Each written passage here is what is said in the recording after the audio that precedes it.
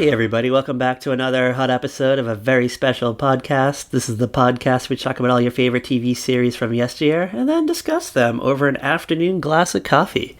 I'm your boy, Patrick M. Dunn, and I'm joined here by my school secretary, Kat Halstead, the author. Welcome back, girl. School secretary? Really? Yeah.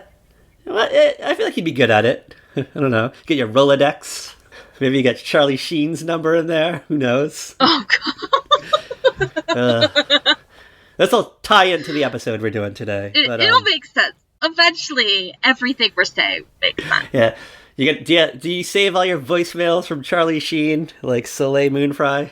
Oh, my God. A girl. Who says stuff like that?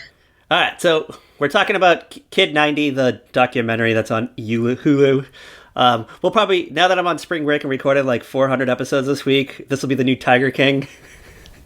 We'll just be talking about it for 6 months worth of episodes. Yeah, pretty much. I still have 10 minutes more to watch. Oh, you haven't even finished it yet? You didn't, there's not really much. I haven't even finished it. I haven't had a chance. I haven't had control of the television yet. Okay. You miss Leonardo DiCaprio talking about his how he's grown 4 to 3 inches, or 3 to 4 inches? Yeah, I've missed that part. Well, because I put it on yesterday, but my work shift started at noon, so I had to, leave with 15 minutes left in it, and I haven't gotten a chance to watch it. Because, I already watched Falcon and Winter Soldier. Oh. I watched the last Blockbuster this morning with the fiance. Yeah, we didn't make that announcement yet on the podcast, right? I don't think it's been... Did we? We didn't? I don't know, I honestly don't know. And I feel silly because I just realized I'm not wearing the ring. I just saw my hand in the camera. I was like, oh shit. Oh yeah, Cat Halstead's getting hitched. Yeah. 2022, right? Yes. That's the big day. Summer. Yes. You better be ready to get your ass out here. Nice even number year. Yeah, we'll do some block recording live from the mountains. Some wild Instagram stories or something. Yeah, we can go to Dutch Brothers Coffee, get some treats. Oh my god, I had a large Dutch Brothers cold brew. Ooh, I was buzzing yesterday. Oh yeah, can't wait. Looking forward to it. And going to the old workplace and get to meet the rappers. Oh my god, there's only one rapper left. Oh really? Oh, they break it up? Right now, yeah. The other ones aren't there. They have time to make a theme song. We're waiting. We're still waiting. What do you say, episode 100 we were going to get a 200? Yeah, something like that. I don't even know how many episodes I don't even know what episode number this is, so who knows? Who knows? All right, so now that we bored you for the last 4 minutes, what are we doing today? What are we dipping into for the first time?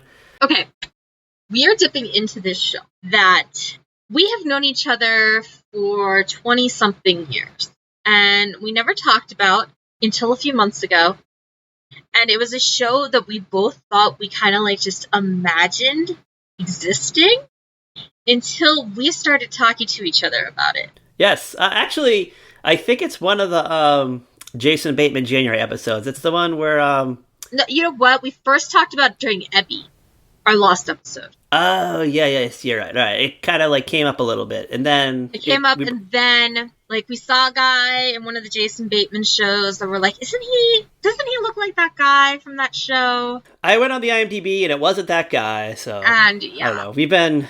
trying to find this. There is there's so little evidence that this show existed. Zero. We cannot find anything until Patrick randomly stumbled upon an episode on archive.org or whatever it is. Yeah, I was doing a dumpster dive on archive.org. I think I wasn't even looking for this. I was looking for No, a Nickelodeon, Welcome Freshman or something like that, or Sleepy Shorts or some early 90s show. And so the thing on archive.org is people upload whole VHS tapes. So you'll get 3 hours of, I don't know, a Saturday afternoon block or whatever, just whatever. And I just happened to click on something else. I don't even know what caught my eye in the paragraph. But if you go on the page, a lot of the uploaders kind of will post a synopsis of everything that's on there. And they even mark it by the hour, at the time. They timestamp it. That's what I was looking for. And it was someday, and it was like a January or something in like 1994, or I don't remember the year, said like 1 hour, 32 minutes, Preston Prep.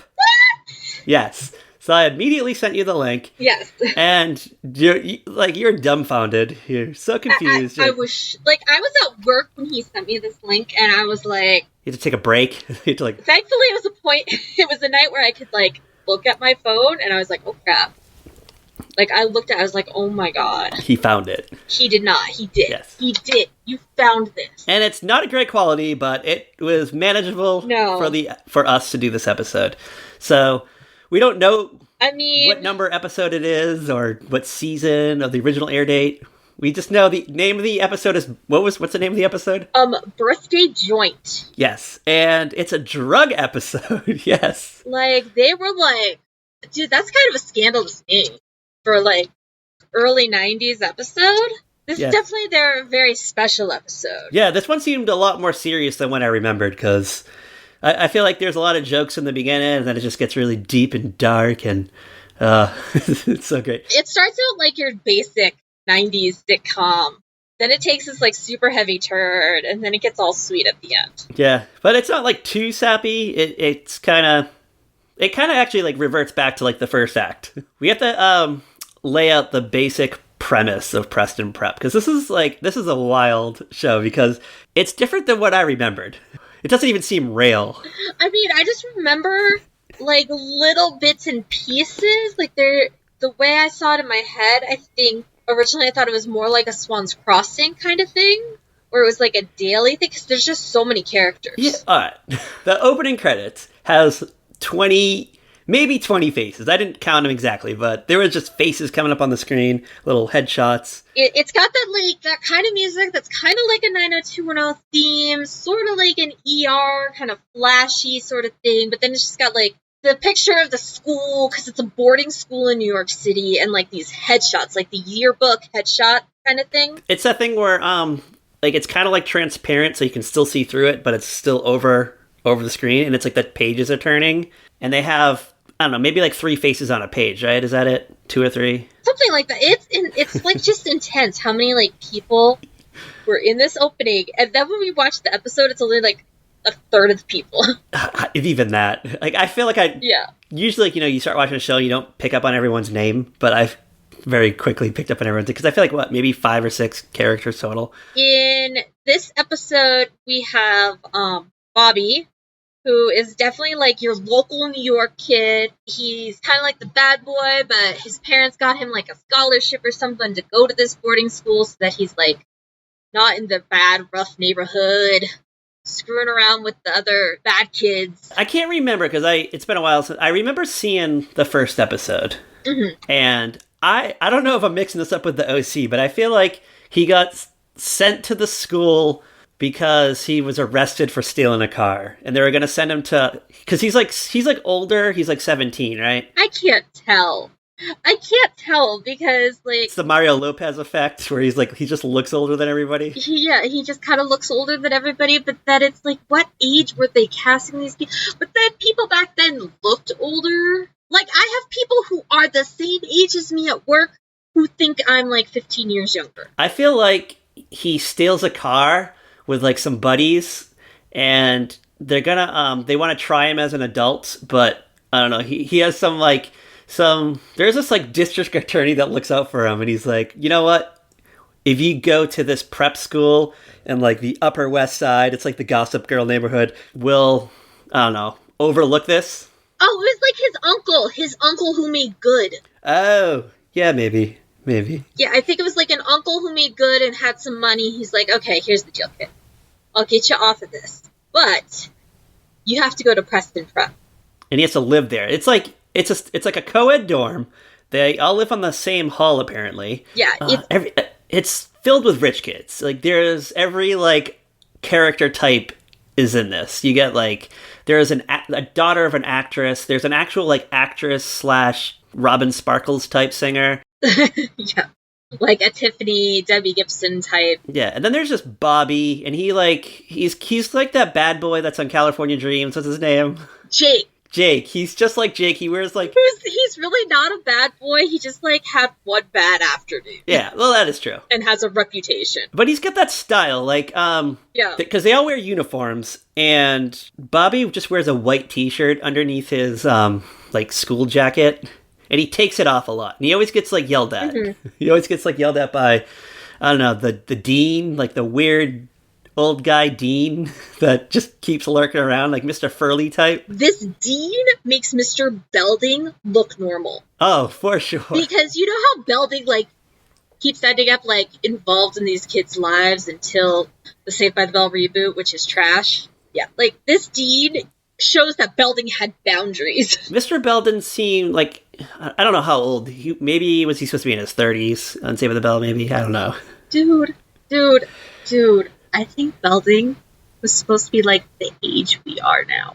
And that just fucking freaked me the fuck out. It did. So this dean, it's like, he's like an old man in this Preston Prep. He's like an older guy. He kind of reminded me of the like the Six Flags like commercial guy for some reason. Just like a younger version of that. Oh my god. Okay, true story.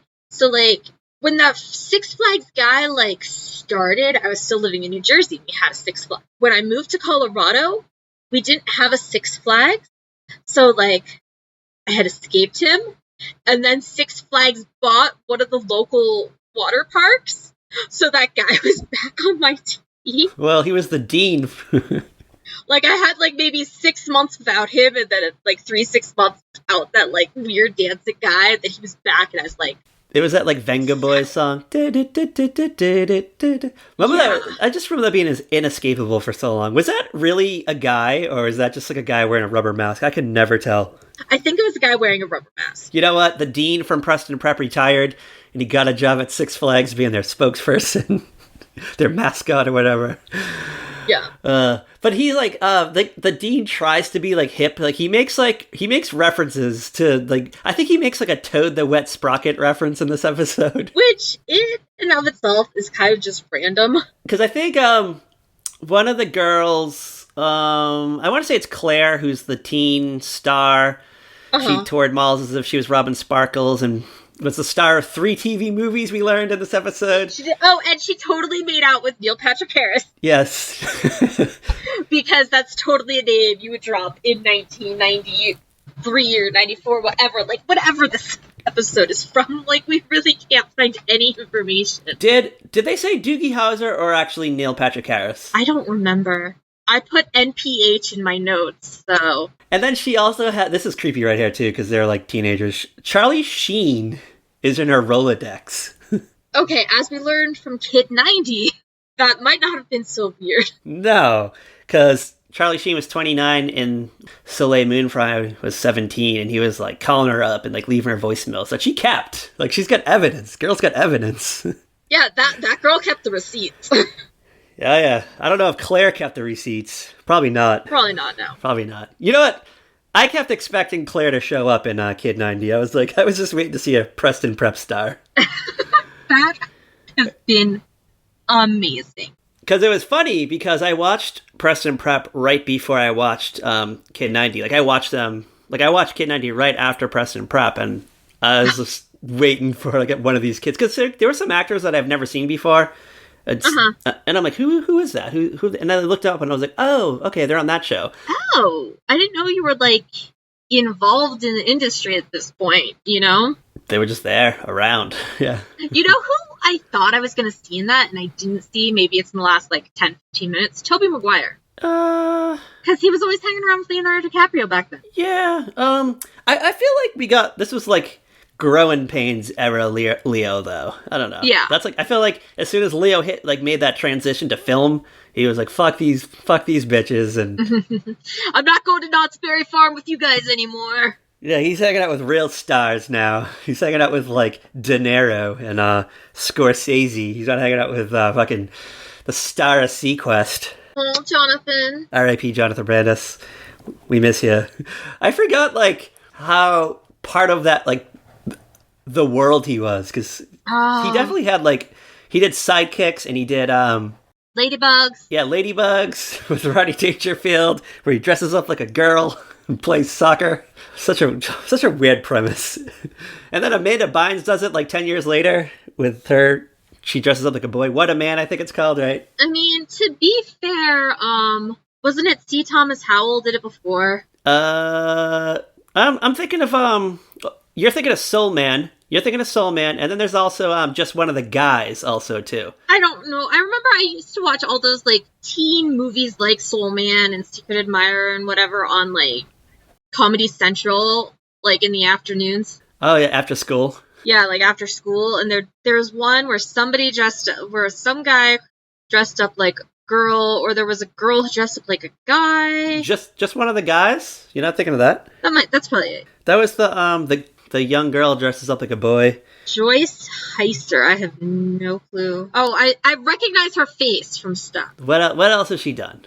She was on Law and Order. Okay, I mean everybody was on Law and Order. She was in The Flash 2 of Revenge of the Trickster. It is like a live action Flash movie. Oh no, that's actually the Flash television series. They just edited it to make it seem like a movie because I think there's like it takes place over like a few episodes, and I don't know. I guess they just packaged it onto a VHS and just threw it out. But Mark Hamill plays the trickster. It's great, and he looks like the Riddler in it, like the Jim Carrey Riddler. He does. I'm kind of fucking in love with this. Oh my god. You have to watch it. It's great. Actually, the new Flash, like the CW Flash, Mark Hamill is in an episode as like an older version of the trickster, and they show like his crimes from the 90s, and they actually used like clips from that episode of the 90s Flash. It's great. Oh, really? Yes, it's great. You know what? That's because like those not WB. I'm always going to call it the WB. That's what I'm going to call it. It just is, even though it's the CW. Those CW like shows really like dig into the whole like DC universe. The lore, yeah. They like when they cross over to like other universes, they like incorporated like the 1989 Batman into it. It's great. It's fun. All right, Preston Prep. We got a lot to get through. Yes, sorry. Yeah. We got a little sidetracked. Wow. Okay. All right. Oh my god. Where were we? Oh, we were just talking about the Rolodex, Charlie Sheen. Yeah. Claire's Rolodex. Yeah, Rolodex. They show the Rolodex, too. It's, like, huge. And remember, Bobby calls Claire, he calls her Claire Flight. Yes, because I guess, like, her phone's always ring. Oh, wait, hold on. Not her phone. We have to, all right. No, the hall phone. All right. It's like, they have the pay phone, right? Sorta. So, in this episode, there's a nerdy character, hold on, I wrote his name down. Iguana, that's it. Okay, they call him Iguana. I don't know why. It's like Screech or Weasel or something. It's just a nickname. Yeah, he's like that kind of nerd, but he's like the kind of nerd though. Like if he took off his glasses, he'd be hot. Yeah, he could have been played by the Blue Ranger. Like he looked like that guy. Like I was like, is that the Blue Power Ranger? Oh my god! And he looks like an old man too. Like he was probably like 25. Yeah, he just had that look. Anyway, so. He's the son of, like, I don't know, like a Bill Gates, Steve Jobs type.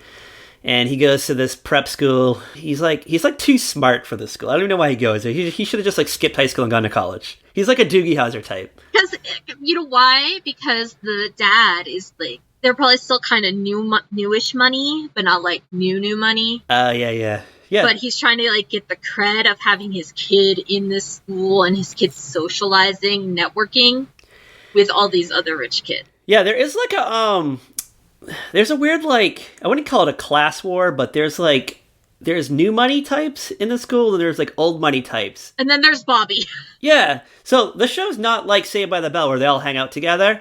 There's definitely different like friend groups. Maybe that's why there's so many characters. I think so. I feel like I remember that. I just feel like it kind of has like a Degrassi. I never watched Degrassi. Heather is, like, yelling at me right now. Like, how did you never watch Degrassi? Because I never had access to it. You never watched it in, like, health class? Like I told you, I got, like, made-for-TV movies and Fresh Prince and after-school specials. We got, like, the old Degrassi, though, like the 80s one. That's all we ever watched.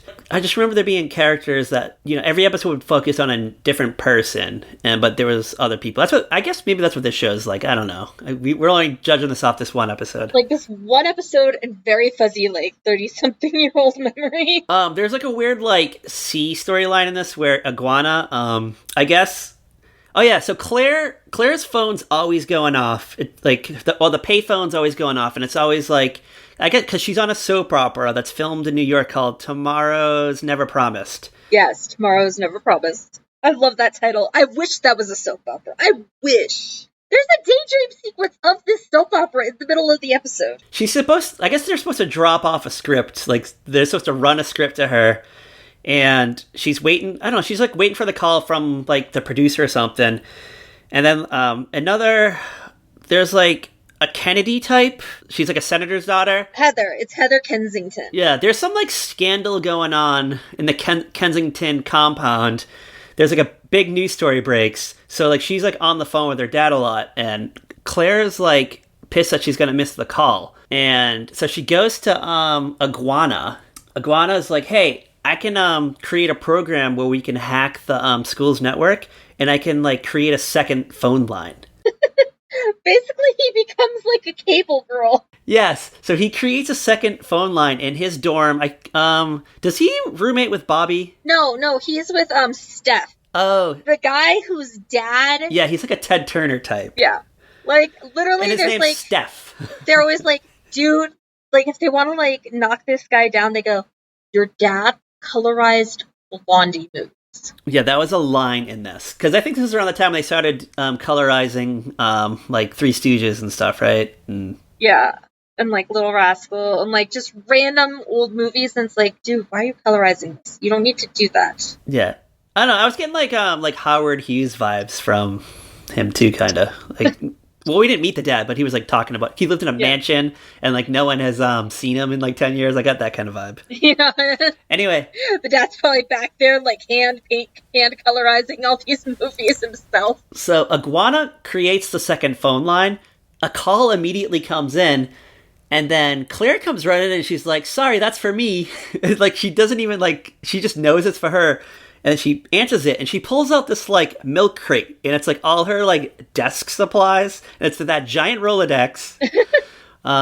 It's, like, a day planner of some sort, like a calendar. Claire is my queen, obviously. Yes. I think she was playing her, like, I think she was, like, her own manager, too, right? It seemed like. It seemed like she's probably very much in charge of her own career. Yes. Like, her parents are like, oh, yeah, you can go, like, do these things, but you have to go to Preston Prep. That's, like, if you go to Preston Prep, we'll let you do, like, this little acting thing, get it out of your system, until you, like, marry, like, Steph or something. Yeah, because Steph had he had a big exam coming up, and he was trying to study for it, and he couldn't study properly, because, Claire's phone kept going off, this illegal phone. Because the phone kept going off, and Iguana's like, Claire! And so I guess they're not supposed to have phones in the room. So the dean, I guess, is just like roaming through the halls of the dorm. He keeps hearing this ringing noise. Trying to figure out, like, where this phone ringing is coming from. So he just, like, will pop into he'll, like, open up the door, but they'll hear him coming in, and they put, like, they'll throw something over the desk. It's like a box. It almost looks like they were doing like a paper mache project kind of thing. Like they have to build like the piñata for their Spanish final or something. Yeah, and it rings,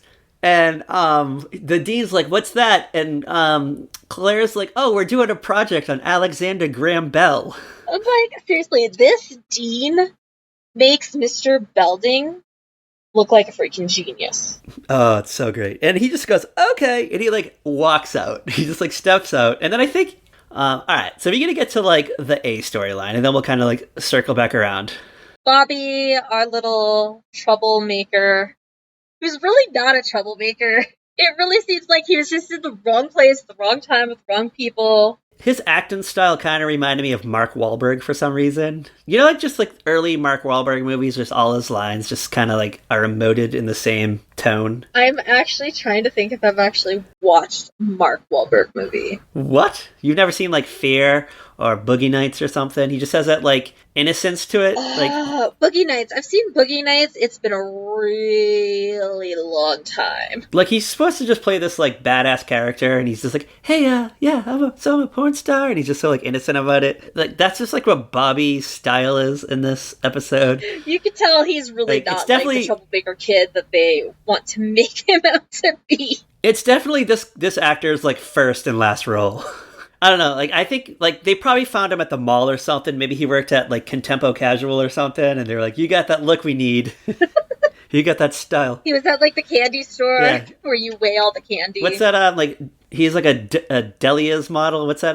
Delia's. Delia's. Is that how you say it? Wasn't that like late 90s though? I don't know. Some catalog, like a Sears catalog model. I don't know. JCPenney. Land's End.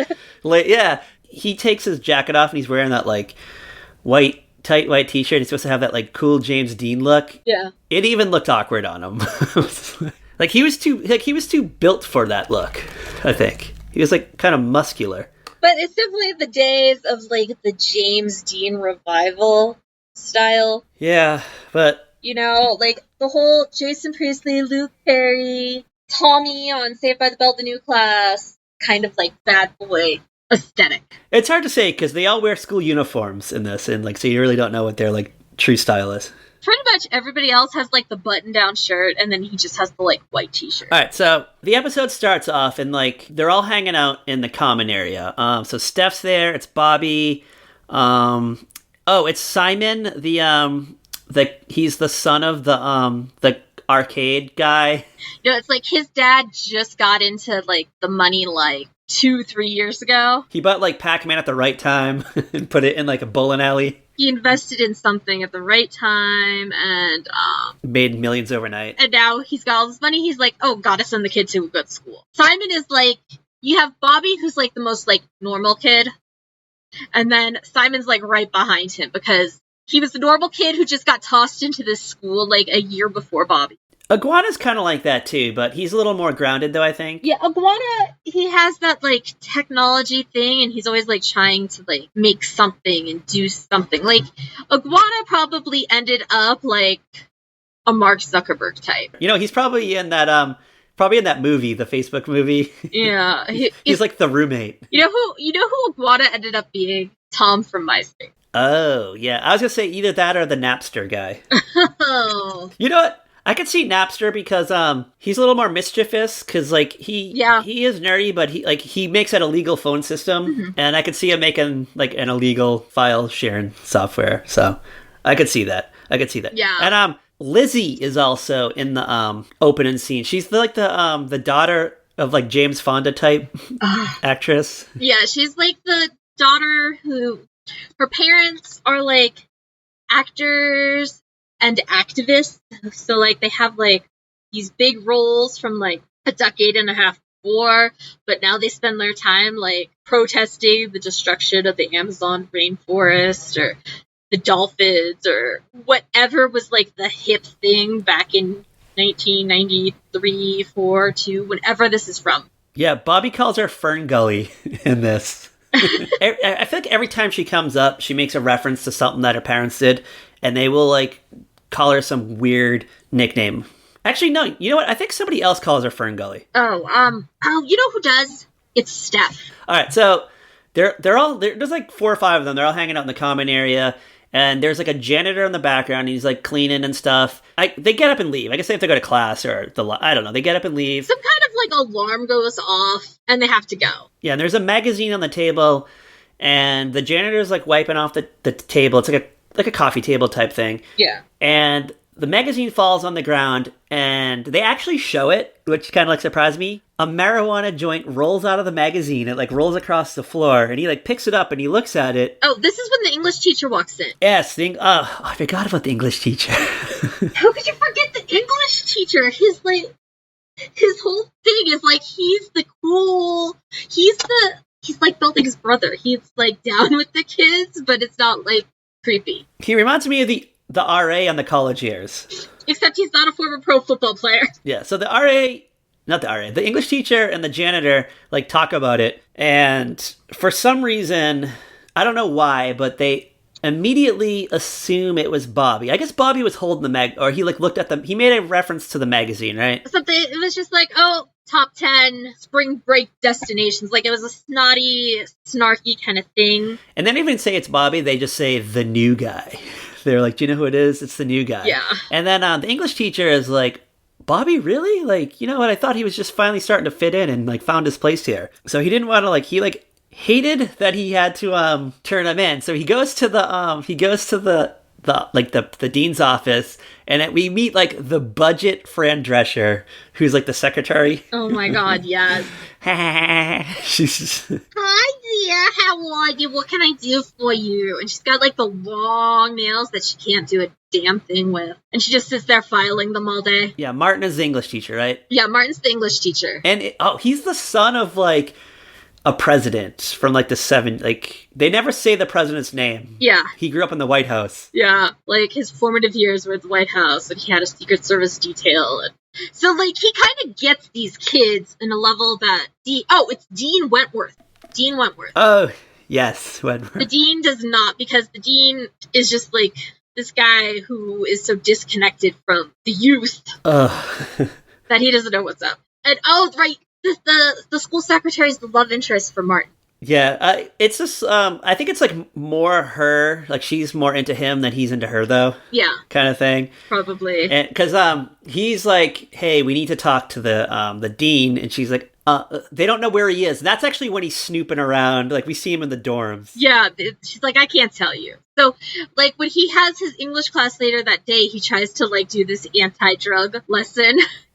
Yeah, he's all right. So they play like, I wouldn't call it a slideshow, but it was like a video. Like they brought in like like the AV Club cart. Yes. And they played a video, and it was totally like a 1980s like PSA. Like this must have been like a real thing. I think it was like a Just Say No, like Nancy Reagan campaign thing. Yeah, probably. Oh, he's like, he says something about how he worked on that campaign or something, like with his mom in the White House. It wasn't Just Say No. It was like Think or something. It was like THINK. I can't remember what it stood for though. I should have wrote it down. I did not put that in my notes.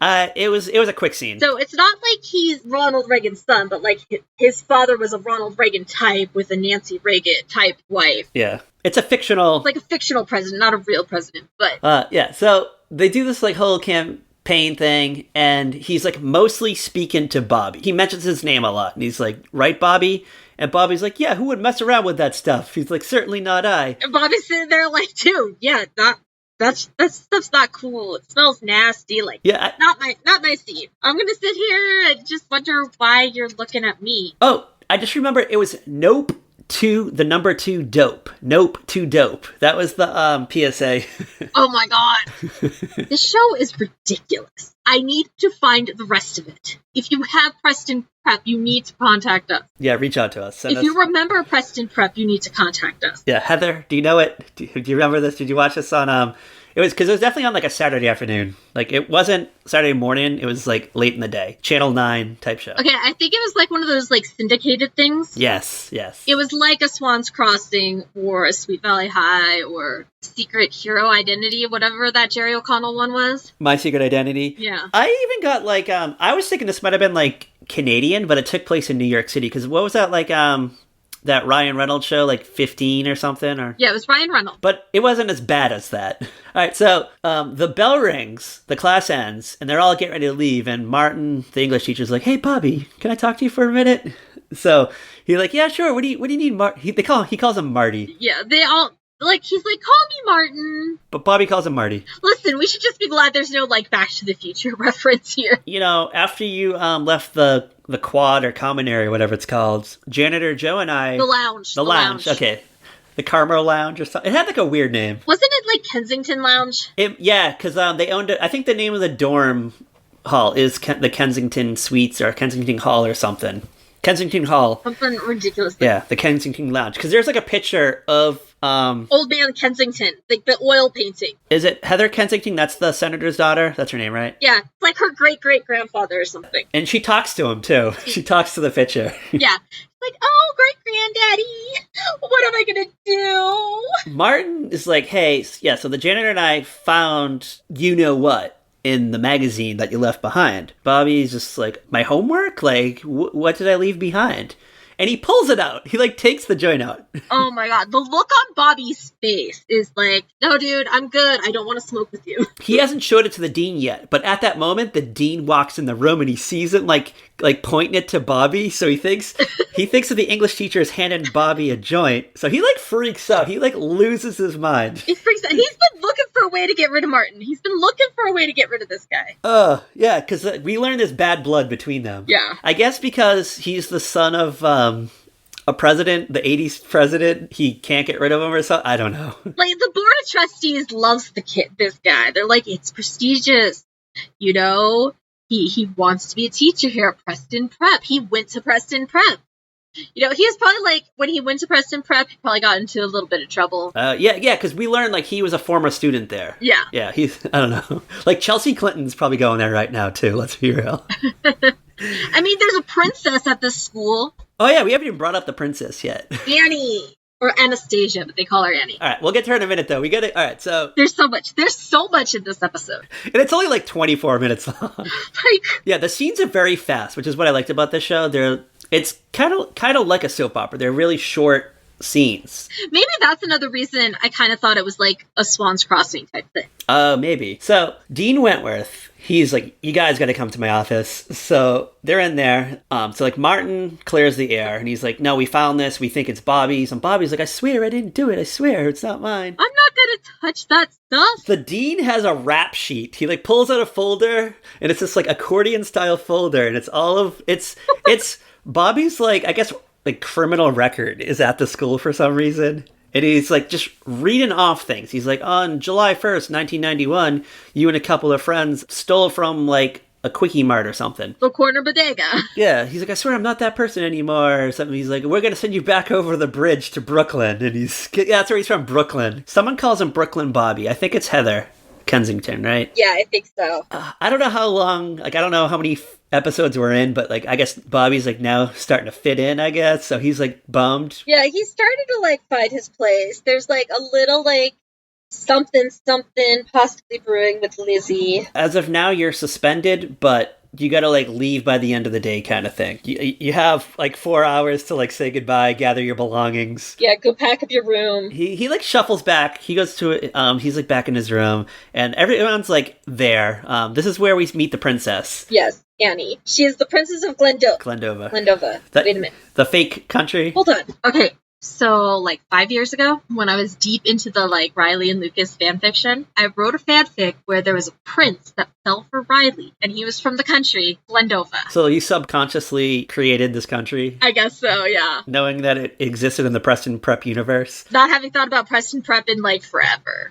Isn't that crazy, like, what weird little things stick in our head? Right, yeah, so Princess Anastasia, she's like, oh, I'm really gonna miss you, Bobby, but... you know, maybe I can call my father. Maybe he can pull some strings. And Heather's, like, saying the same thing, too. She's like, you know, we do own the building that we're in. Maybe, like, so everyone's, like, it's kind of like a Save the Max scenario, but it's, like, Save Bobby scenario. So Save Bobby. So they all want to, like, call their parents. And Bobby's like, no, you know what? I'm tired of getting bailed out. I made a promise to my good uncle, whatever his name was. They're like, you don't want to fight this? And he's like, no. He's like, you know, this is just where I'm from. It's all about stereotypes. You know, people think I'm a bad guy because I'm Italian and I live in a poor Brooklyn neighborhood. You know, I don't have a father. You know, it's just me and my mom, and sometimes my rich uncle comes along. So, you know what? No one's gonna believe me. I can't stand up. So, like, they all want to come together for him, kind of thing. So then someone's like, but it wasn't your joint, right? And he's like, no, it wasn't. So, like, well, let's find out who it is. So, like, they try to do, like, does anyone want to fess up? And they do, like, the close-up on everyone's faces. And this is where it turns into the soap opera, the daydream sequence. Yeah. It's like a trial. Like, we're in a courtroom. It's like totally like a soap opera courtroom. Just waiting for, like, somebody to have their Judith Light moment on the stand. The dean is the judge, and the secretary is the stenographer. Yeah, the stenographer. You can, like, she's like making a ha noise. And you hear her nails clicking. Yeah, it's great. And the janitor is defending. You know, the janitor is like the DA, I guess, and Martin's the Bobby's defendant lawyer, like adult lawyer, and they're calling everyone up like one by one, and they're wearing these like 80s soap opera style clothing, like the big hats, like the derby hats and stuff. Oh, it's great. Like the stuff nobody actually like wears on a soap opera.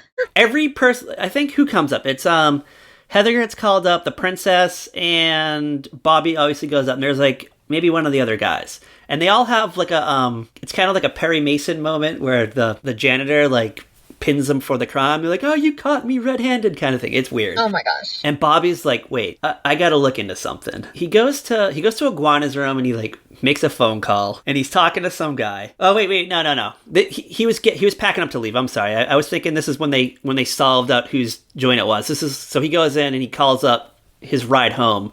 And it's going to be his, like, friend on a motorcycle that's coming to get him. For some reason, we go back in the common area. Like, Martin comes back in. I can't, like, what does he do, though? So he's like, Bobby, it really didn't have to be this way. Like, this kind of like, you're such a good kid. Turn your life around. Like, he's trying to inspire Bobby to be better. And Bobby's like, not mine, dude. But meanwhile, Martin's trying to, like, instill this, like, thoughtful moment into him and turn him around. And it's so ridiculous. Oh, hold on. We forgot the B plot line. So like while all this drama's going on, it's also Lizzie's birthday. Oh yes. And she's just kind of being bitchy to everybody. Yeah, because like everyone's paying attention to Bobby and not her. And then she, like, her parents were supposed to come, but they were like chained to trees in the Amazon. Everybody's forgotten it's her birthday, and she's being bitchy, and doesn't like that all the attention's on Bobby. Plus, they have this weird, like, headbutting situation where, they have to kiss. I'm like 99% sure they kiss at some point. I think they do at the very, because she thinks he's leaving. Oh, that's right. They do kiss in this episode. Yeah, we're jumping ahead a little bit, but, like, right before Bobby leaves, he hands her a cupcake with a candle on it. And he's like, hey, I didn't forget about your birthday. Yeah, it's like just a cheesy little, like, Hostess cupcake you can get from, like, the vending machine or something. Yeah, I think he actually goes over to the event. Like, he, like, Fonzie hits it. Yes, he Fonzie hits it. And the cupcake comes down, and he, like, takes the little candle from his pocket.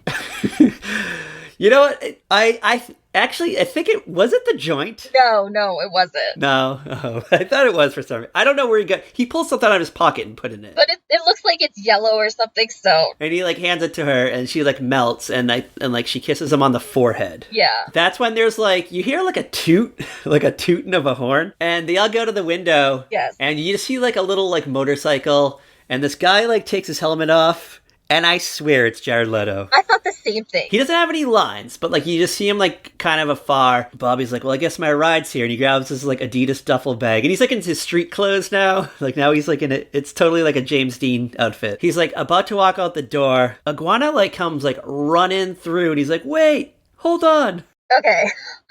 So Iguana comes like running in. He's like, guys, I figured out whose joint it is. Remember that guy who was here last week doing the promo material for the new Preston Prep video, enrollment video? And they're like, yeah. Guys, it's his. Everybody kind of stares at like Iguana like, really, dude? And he plays the video. Goes and opens the door and like the AV nerds come in with the video cart. And he plays the tape. This is just a total like out of the blue wrap up for this. Wild, like this show is so insane. I love it. Yeah, so the week before, I guess they were filming like a promo video to send out to like rich parents to send their kids to the school. Yeah. It's kind of almost like that David Silver on 90210 always like running around with a camera, and we get like the little quick little shots of like behind the scenes, and he's like talking, he's like, and this is Jonathan who's doing the he's like the executive producer of this promo video, and he turns around and he's like rolling a joint. They're all like, oh. Martin goes over to the payphone. There's a payphone in this room. There's like another payphone in this room. There's just payphones. Like, you know what? It seemed like they made it seem there was only like one payphone in this. Why Iguana had to set up like the illegal line. But then there's a payphone in this other room too. He calls the secretary's office. Fran Drescher answers the phone. He's like, I need to get to the dean right now. And she's like, actually, he's on the way to you. Because, he's like waiting to kick Bobby out. Like, I guess he wanted to see Bobby off. Literally kick him out the door. He comes in the room. He's just, I guess he like actually did want to say goodbye to Bobby for some reason. I don't know why, but Bobby's like, hey, Dean, I think there's something that you need to see. And he like plays the video. Lizzie's like, yeah, and I think he owes somebody an apology too. And then it gets real serious for a minute. And there's this like whole thing about like jumping to conclusions. It's great. I love this show. Yeah. Oh, you know what it was? In the video with the when they're doing the video, the guy is actually holding the magazine too. Oh, right. Like it's like he realized somebody was watching him and he stuffed it in the magazine. You can see him like putting it in. Put it in there. And then like, I don't know, they must have just thrown the magazine on the coffee table, which is just kind of like a weird thing to throw in there as like the reason. It's not like there was never like any subtle hint whatsoever that this occurred in a previous episode. Like, there's no reference. Unless there's like a beginning that we're missing or something. I don't know. We don't. Who knows? Who knows what we're missing? Like, this could have been like a daily series that we just happen to catch once a week. Then Bobby's like, all right, well, I guess now that I'm staying, I guess we can have Lizzie's birthday party now. Generic pop music starts playing and they just start dancing. Even the dean starts dancing in the common room. And then the last scene of the episode, the Fran Drescher lady comes running and she's like, did somebody say party? And she like has one of those like New Year's Eve like plastic champagne streamers that she like pops. Yes. Great. And then you get like a freeze frame. Oh my god, I'm so glad you found this episode. Did I miss anything? I feel like I missed so much, to be honest with you. I don't know. Like, we could have missed something and we just don't know because there was so much going on. I feel like we covered so much. Yeah, I think we got it all. We got the 3 main storylines in there. The joint that gets found and blamed on Bobby, Lizzie's birthday that everybody forgets, and then Iguana's secret phone line. There was the whole thing, because there was all these people waiting for the phone to ring. It was Lizzie was waiting for a call from her parents. Claire was waiting for a call from, like... her agent or producer or whatever. Yeah, and Heather had, like, that Kensington family scandal going on. Yeah. So, like, the phone was tied up. So they had the second phone line. It's so great. It's so great. We need to find more episodes. I need to see them all. Oh my god, I need other people to remember this show. I'm going to ask the age-old question. On a scale of 1 out of 5, Rolodexes with Charlie Sheen's phone number on it, how many Rolodexes with Charlie Sheen's phone number would you give this episode of Preston Prep? Birthday joint. I'm going to... Hold on. I think we're going to get a rare Cat 5. I feel like we're going to go all the way. I want to give it a 4. It was close. It's close. It's just like the Ed twist. Yeah. Is so WTF. I was like trying to figure out like who's it would be. But yeah. Even as I was going through the episode, and I'm like, well, if it's the teachers, he's going to get kicked out. He seems like he's a main character. Same thing with the secretary. Like, her face is in the credits. The dean, like, obviously it's not him. I'm like, maybe a parent? Or something. Like, I don't know. Then I was like, maybe it's a prop. Like, I don't know. Like, it's just this random twist that I was just like, wait, what? What is happening? I was half expecting it to be Lizzie's joint, especially with the name of the episode being Birthday Joint. And then we never get the wrap up with Bobby's friend that comes and gets him on their motorcycle. I know, he's just like outside waiting for Bobby, and Bobby's inside like dancing. Yeah, like they don't invite him in to party. Like, how does he know he's at the right place? Plus he's like there every weekend trying to hit on the princess. I swear it was Jared Leto. Like, it had to have been. Listen, I'm with you. I think that's who it was too. Like, if it wasn't Jared Leto, it's somebody who looks a shit ton like him. Yeah, does he have an evil twin that we don't know about? You know, who knows what that guy has? He's got his own cult now, stuff, so who knows? Who knows? It was great. All right, you know what? I'm going to give it a 4.0 also. It was great. I enjoyed it. Like, it went by really quick, and it definitely ended with me wanting more. Like, I definitely wanted to experience more of this. Yeah, I just want to spend, like, my Friday night lost in Preston Prep. Yeah, like, it definitely has, like, as I said, like, it... bounces from being like fun to serious in like the right way, and it's not too overly preachy. Like, a little bit it kind of is, but not entirely. It hits that like that line where if it goes just a little further, it's too much. Because like, wasn't it a thing like if you did an episode about drugs or something, you had to have an important message, or like guns, you had to have like some kind of message? Wasn't that like a thing of the 80s and 90s? I think so. Yeah. So like, it definitely had that whole vibe to it. But it's great. And the Nope to Dope video, they like got so much into such a short amount of time. Like, we got so much character exposition like out of this little 24-minute video. I am shocked. My guess was that Lizzie and Bobby was supposed to be like Ross and Rachel kind of thing. Yeah, like the Zach and Kelly sort of thing. Yeah, like, that was the vibe I was getting. And then some of the characters, though, I didn't know how they like fit in. Like Steph. You know, there's got to be an episode that dives more into like Steph and more into Simon and probably a little more into, like, Heather. I really like the little snippets of, like, the new money versus the old money. Like, I kind of liked that. Kind of seemed like we were going to get a lot of elements of that at the beginning of the episode, but kind of goes away. I mean, it's probably something, like, shows up in, like, every episode, though. Like, yeah, and I need to know more about Tomorrow's Never Promised. I need, like, more of this world. Right? Like, oh. And you know what? I want, like, a backstory of budget Fran Drescher, too. I swear to God, like, what's the nanny out at this point? I don't know. I feel like the nanny was, like, 95. The nanny first aired in 1993. Oh. But you know what? Fran was around for a while, because I remember she did, like, an episode of, like, Who's the Boss? That was supposed to be, like, a spin-off. Was it the Leah Remini one? No, it was a different one. Like, this is one that didn't get picked up, I think. Okay. Because it was supposed to be about her and, like, another woman. We're, like, trying to make it in New York City. You know, that sort of thing.